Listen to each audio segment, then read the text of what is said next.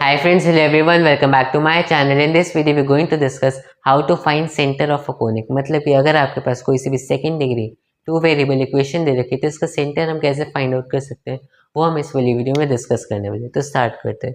ये हमारा पैराबोला का थर्ड लेक्चर है जिसमें डिस्कस करेगी कि हम सेंटर कैसे फाइंड आउट कर सकते हैं किसी भी कोनिक का शॉर्टेस्ट वे में।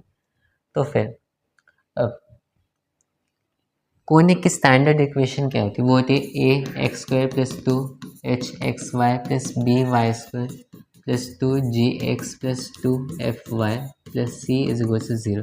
ये होती है standard equation of a conic. Two variable की इक्वेशन है सेकेंड डिग्री। अब मैं इसका सेंटर कैसे फाइंड आउट कर सकता हूँ? सेंटर फाइंड आउट करने का जो नॉर्मल वे होता है वो नॉर्मल वे तो यही होगा कि मैं एक्स की जगह x dash plus H substitute कर दूंगा, वाई की जगह वाई डैश प्लस के सब्स्टिट्यूट कर दूंगा।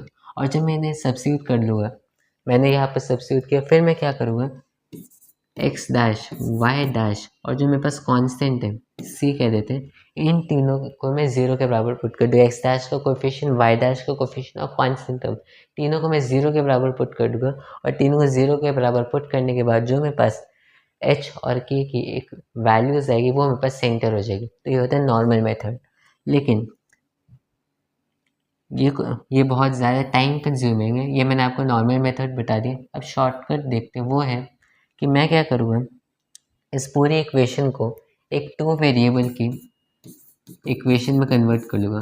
एफ ऑफ एक्स वाई मतलब कि एक्स वाई में एक टू वेरिएबल फंक्शन मैंने इस तरह से f of x y define कर लिया। फिर मुझे क्या करना है, एफ का पार्शियल डिफरेंशिएशन लेना है विथ रिस्पेक्ट टू एक्स और फिर एफ का पार्शियल डिफरेंशिएशन लेना है विथ रिस्पेक्ट टू वाई।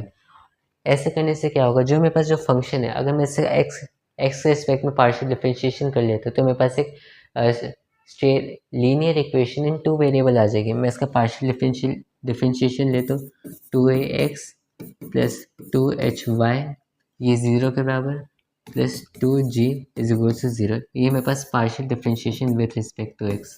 अब y के रिस्पेक्ट में करेंगे तो फिर two h x plus two b y plus two f is equal to zero. ये मेरे पास आ गया विथ रिस्पेक्ट टू y। अगर मैं इन दोनों linear equation in two variable को सॉल्व कर लेता और मेरे पास जो एक्स वाई की वैल्यू आएगी, एक्स वाई का जो मेरे पास सोल्यूशन आएगा यही मेरे पास सेंटर हो जाएगा। तो नॉर्मल मेथड क्या था कि मैं ट्रांसलेट कर लूँगा एच की जगह एक्स की जगह एक्स डैश प्लस एच कर लूँगा, वाई की जगह वाई डैश प्लस के कर लूँगा, फिर मैं एच कॉमा के फाइंड आउट कर लूँगा, वो मेरे पास सेंटर हो जाएगा। ये होता है नॉर्मल मेथड ट्रांसलेशन करके। अब शॉर्टकट क्या है, मैं partial differentiation with respect to x करना है, partial differentiation with respect to y, दोनों का सोल्यूशन जो मेरे पास आएगा, दोनों linear equation in two variable का जो सोल्यूशन आएगा वो मेरे पास सेंटर हो जाएगा। तो ये मैंने आपको दोनों मेथड बता दी। जो पहला मेथड है उसका रीज़न सिंपल है क्योंकि वही नॉर्मल मेथड है। अब सेकंड जो मेरे पास शॉर्टकट है इसका रीज़न क्या है वो देख लेते हैं। अब इसके दो रीजंस दे सकते हैं। पहला रीज़न ये कि अगर मैं with respect to x partial differentiation करता हूँ, with respect to y partial differentiation करता हूँ, उनका सोल्यूशन फाइंड आउट कर लेता है तो जो मेरे पास सोल्यूशन है और जो नॉर्मल मेथड से करने के बाद सोल्यूशन है दोनों सेम आ जाते हैं। यही रीज़न है। फर्स्ट रीज़न तो ये दे सकते हैं, लेकिन ये ऐसा लग रहा है ये प्रूफ मैकेनिकल है। तो अब जो सेकेंड प्रूफ है, सेकेंड प्रूफ ये है कि जो partial differentiation with respect to x और partial differentiation with respect to y, जब मैं दोनों को ज़ीरो के बराबर पुट करता हूँ तो इसका मल्टी वेरिएबल कैलकुलस में क्या मीनिंग है? इसका मल्टी वेरिएबल कैलकुलस में ये मीनिंग है कि अगर आपके पास कोई सा भी दो वेरिएबल का फंक्शन होता है और अगर आप उसके partial differentiation with respect to x और partial differentiation with respect to y दोनों को ज़ीरो के बराबर पुट कर देते हो तो इससे जो आपके पास जो सोल्यूशन आता है वो जो आपके पास सोल्यूशन आता है एक्स कॉमा वाई वो मिनिमम और मैक्सिमम वैल्यू फाइंड आउट करने के लिए होता है। मतलब कि अगर आप इसका सोल्यूशन फाइंड आउट करते हो तो या तो वो मिनिमम वैल्यू होगा या फिर वो मैक्सिमम वैल्यू होगा। तो ये इसका मीनिंग है पार्शियल डिफरेंशिएशन और विथ रिस्पेक्ट टू एक्स और partial differentiation with respect to y equal से जीरो करने का मल्टी वेरिएबल कैलकुलस में दोनों को अगर इक्वल से जीरो करते हैं इनका सोल्यूशन जो आता है वो या तो मिनिमम वैल्यू होगा या फिर मैक्सिमम वैल्यू होगा। तो ये हमने देखा कि partial differentiation with respect to x और partial differentiation with respect to y दोनों को इक्वल से जीरो करने का मल्टी वेरिएबल कैलकुलस में क्या मीनिंग है कि हम इसमें मिनिमम और मैक्सिमम वैल्यू फाइंड आउट करने के लिए ऐसा करते हैं। अब इसका रिलेशन कोनिक सेक्शन से क्या है वो देख लेते हैं। अज्यूम करते हैं मेरे पास कोनिक इलिप्स है। एलिप्स।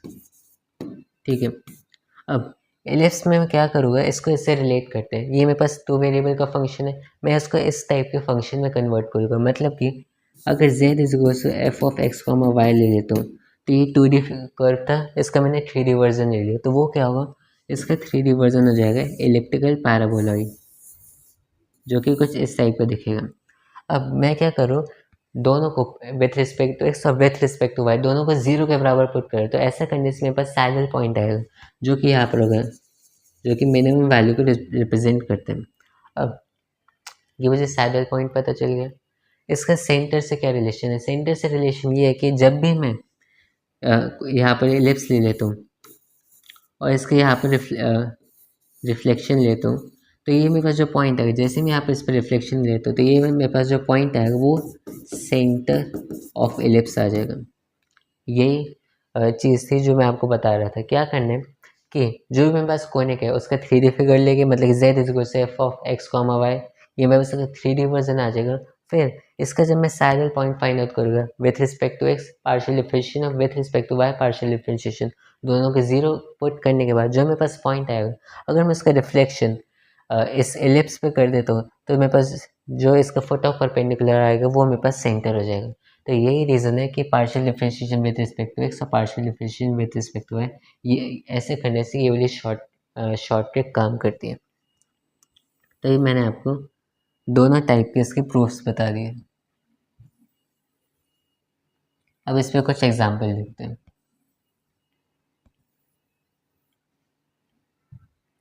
फर्स्ट एग्जाम्पल है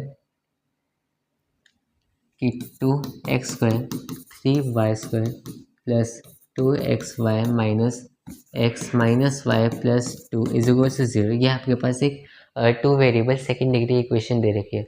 तो अब मुझे क्या करना है, इसका सेंटर फाइंड आउट करना है। शॉर्टकट मेथड लेके partial differentiation with respect to x 4x, इसका 0, 2y minus 1 is equal to 0, with respect to y करेंगे 6y plus 2x minus 1 is equal to 0। अब क्या करना है, इसका डबल ले लेते हैं, 12y plus 4x minus 2 is equal to 0, दोनों को सब्ट्रैक्ट कर लेते हैं। डबल क्योंकि 4x और 4x कैंसिल आउट हो जाएगा। सब्ट्रैक्ट करने के बाद 2x minus 12x minus 10y plus 1 is equal to 0। तो y की वैल्यू यहाँ से मेरे पास 1/10 आ गई। सिमिलरली आप x की वैल्यू फाइंड आउट कर सकते हो। तो इस टाइप से आप किसी भी second degree two variable equation का जो उसका कोनिक बनेगा उसका सेंटर आप इजीली फाइंड आउट कर सकते हो। तो इस वाली वीडियो के लिए इतना ही। अब नेक्स्ट वाले लेक्चर में हम अपनी पैराबोला की सीरीज़ को कंटिन्यू करेंगे। बाय।